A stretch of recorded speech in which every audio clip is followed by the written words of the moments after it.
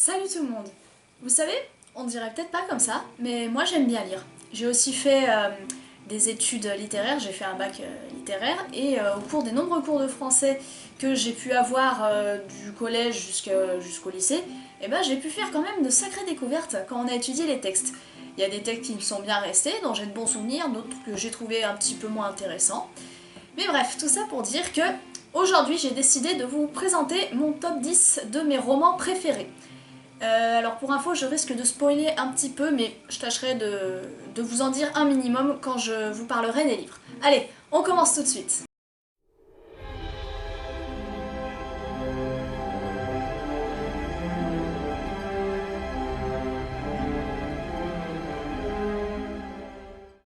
On commence avec un livre de Roald Dahl.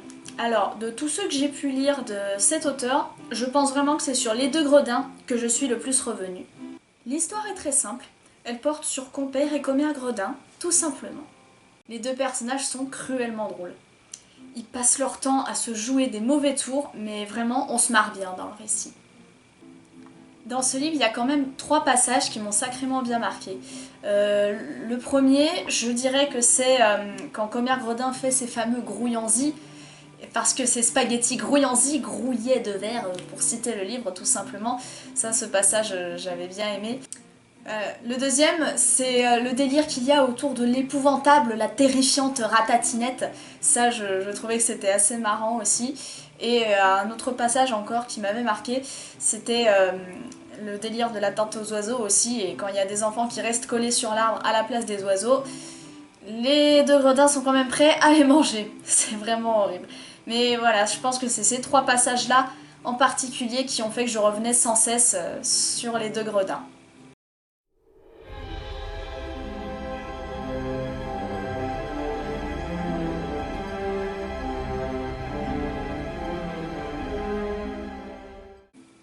On enchaîne avec Le nez de la reine.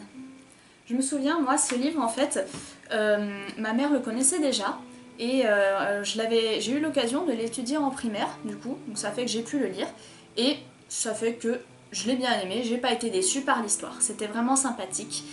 Alors, c'est l'histoire d'une petite fille, Harmonie, qui rêverait d'avoir un animal à elle, mais le souci, c'est que ses parents sont pas du tout d'accord. Et du coup, un jour, elle rencontre son oncle Ginger qui revient d'un voyage, et il lui donne une pièce magique qui permet d'exaucer les vœux si on résout l'énigme qui explique comment procéder pour utiliser cette magie. Ça va, vous suivez? Je reformule alors. Il y a une énigme, et en la résolvant, on peut utiliser les pouvoirs de la pièce magique. Ça va, c'est mieux comme ça?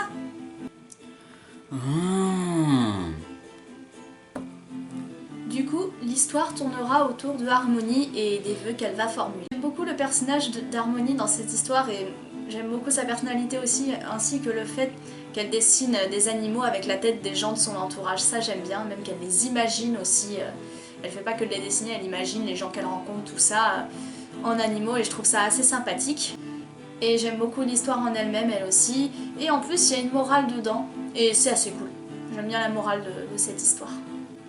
Un passage qui m'avait marqué, qui m'avait bien fait rire, bon, qui m'a peut-être pas autant fait rire que l'épouvantable et la terrifiante ratatinette des deux gredins, mais que j'avais bien aimé quand même, c'est quand Harmonie est interviewée dans Le nez de la reine, et donc elle dit des trucs, et les journalistes ils déforment totalement ses propos dans l'article de presse, et moi j'avais trouvé ça assez rigolo.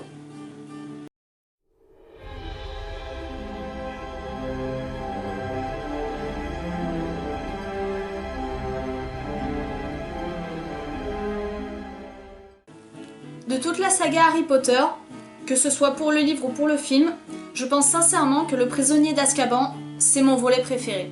Et déjà dès la primaire, j'avais établi que c'était mon chouchou celui-là. Bon, l'histoire, je pense que j'ai pas besoin de faire un rappel, vous la connaissez tous, sauf peut-être les deux là-bas qui sont en train de dormir au fond. Bon alors, je vais faire quand même un rappel vite fait pour Le prisonnier d'Azkaban.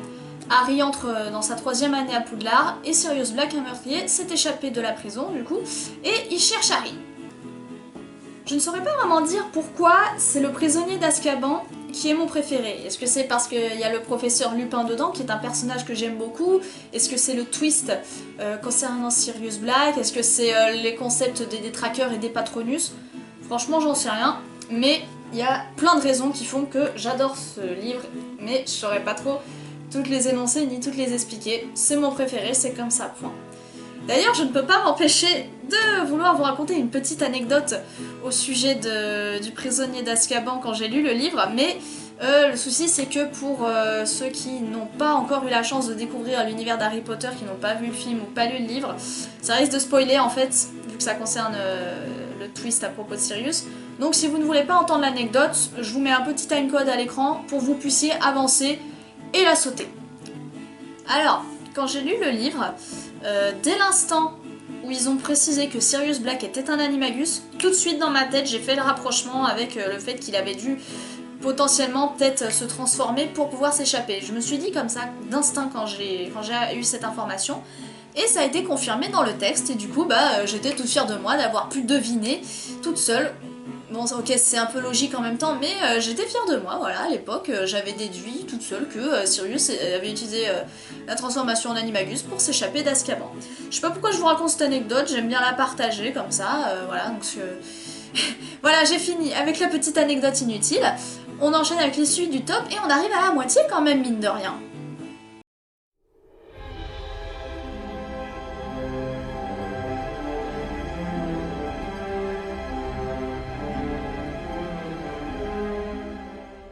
Alors ce livre-là, lui aussi je l'ai lu de mon plein gré le plus total.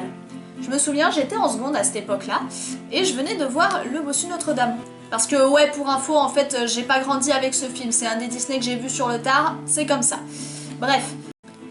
Du coup, entre autres, j'avais aussi vu la vidéo Le Point Culture de Link the Sun sur les méchants de Disney, et je trouvais que le personnage de Claude Frollo était très intéressant au passage, donc ça m'avait motivé à voir le Disney du coup. Et après, j'ai eu envie de lire le livre original. Donc je me suis dégoté le roman, et je l'ai lu en une semaine. Ouais, vous avez bien entendu. Tout ça en une semaine. Mais c'est pas mon record absolu, hein. J'en parlerai peut-être une autre fois, mais c'est pas mon record absolu. Et j'ai tout lu, hein. Même la description de 3 pages qui coupe l'histoire sur la description de la cathédrale Notre-Dame, je vous dis, j'ai tout lu, vraiment. Alors moi qui aime déjà les écrits de Victor Hugo, j'avais déjà eu l'occasion de lire ses poèmes évidemment et tout, là encore c'est bien écrit, hein. C'est vraiment un beau récit, c'est un beau texte, j'ai beaucoup aimé. J'aime beaucoup ce qu'il fait Victor Hugo quand même, et franchement Notre-Dame de Paris c'était vraiment un très bon roman. Je suis bien contente de l'avoir lu, c'était vraiment sympa. Pour ce qui est d'un passage qui m'a marqué ou qui m'a bien plu, j'ai envie de dire que le passage qui m'a marqué, c'est justement la description de la cathédrale qui coupe un peu le récit sur 3 pages, mais c'est un peu facile, donc pour prendre un passage qui n'est pas de la description de bâtiment ou quoi, je dirais que c'est sûrement le moment où Quasimodo vient en aide à Esmeralda, et il lui donne un sifflet en lui précisant que si elle a besoin d'aide, elle peut l'appeler avec ça, parce que à force de sonner les cloches dans le livre, il est sourd du coup, Quasimodo, mais le son de ce sifflet, c'est le seul son qu'il peut encore entendre. Voilà, ça, on va dire que c'est le passage non descriptif qui m'avait marqué dans ce roman.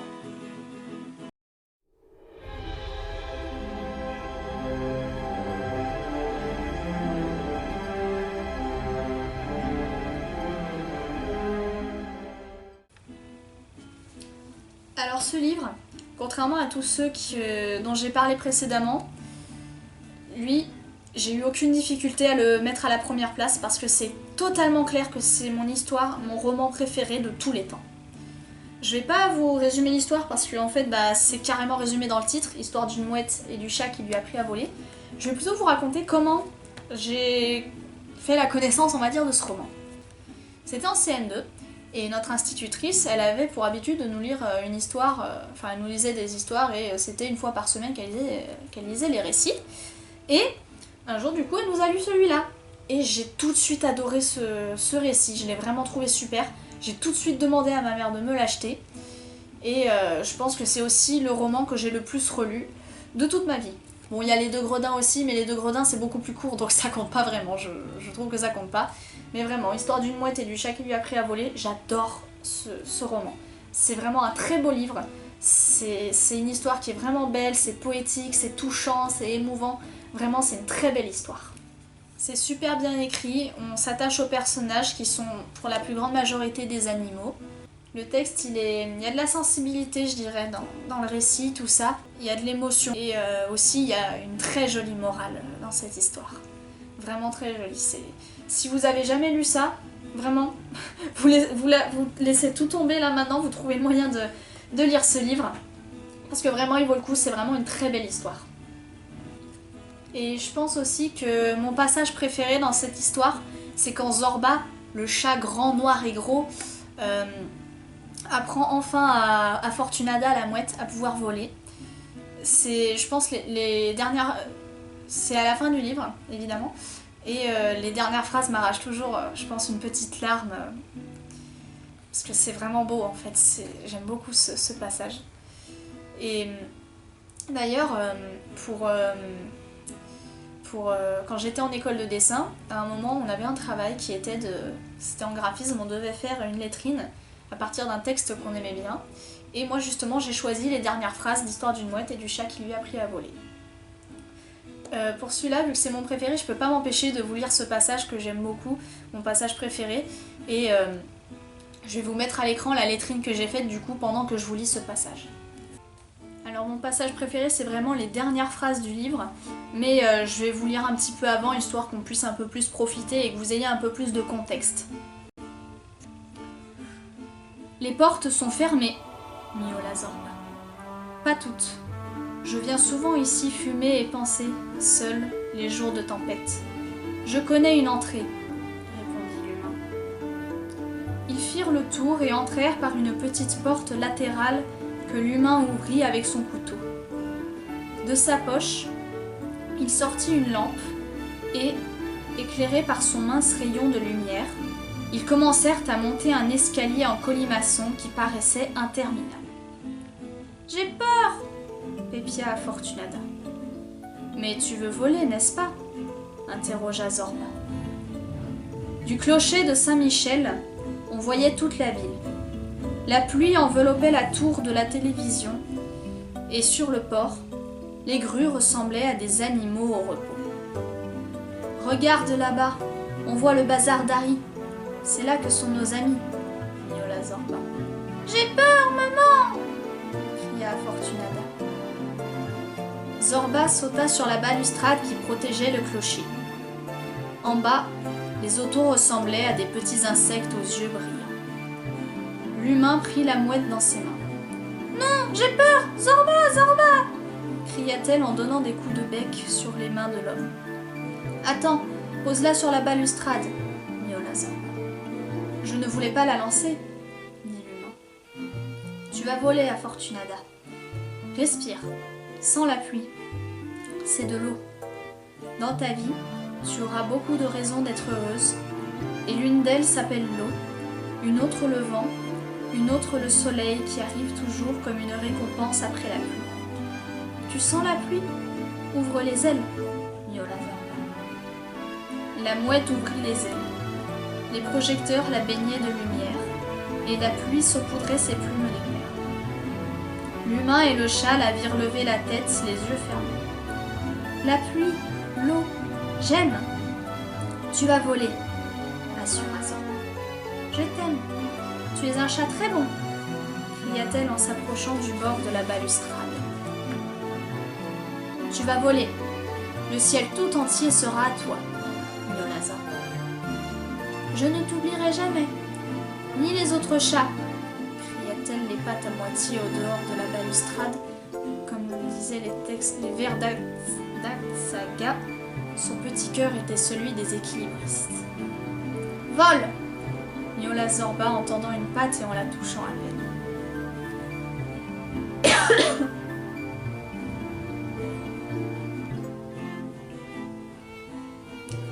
Fortunada disparut de leur vue, et l'humain et le chat craignaient le pire. Elle était tombée comme une pierre. En retenant leur respiration, ils passèrent la tête par-dessus la balustrade et la virent qui battait des ailes, survoler le parking. Ensuite, ils la virent monter bien plus haut que la girouette d'or qui couronnait la beauté singulière de Saint-Michel. Fortunada volait solitaire dans la nuit de Hambourg. Elle s'éloignait en battant énergiquement des ailes pour s'élever au-dessus des grues du port, au-dessus des mâts des bateaux, Puis elle revenait en planant et tournait autour du clocher de l'église. « Je vole, Zorba! Je sais voler !» criait-elle euphorique depuis l'immensité du ciel gris. L'humain caressa le dos du chat. « Eh bien, chat, on a réussi !» dit-il en soupirant. Oui, au bord du vide, elle a compris le plus important, miaula Zorba. Ah oui? Et qu'est-ce qu'elle a compris? Demanda l'humain. Que seul vole celui qui ose le faire, miaula Zorba. Je pense que maintenant ma compagnie te gêne. Je t'attends en bas. Et l'humain s'en alla. Zorba resta à la contempler jusqu'à ne plus savoir si c'était les gouttes de pluie ou les larmes qui brouillaient ses yeux jaunes de chat grand, noir et gros, de chat bon, de chat noble, de chat du port. Voilà, c'est la fin de cette vidéo. J'espère qu'elle vous aura plu. Et vous, quels sont vos livres préférés? Ça m'intéresse, j'aimerais le savoir. Et si éventuellement vous pouvez développer un petit peu pourquoi vous aimez tel ou tel livre, n'hésitez pas, moi ça m'intéresse, je lirai ça avec plaisir. Sur ce, comme je l'ai dit, n'hésitez pas à partager quels sont vos livres préférés. Moi je vous dis à la prochaine et rendez-vous pour une prochaine vidéo. Salut!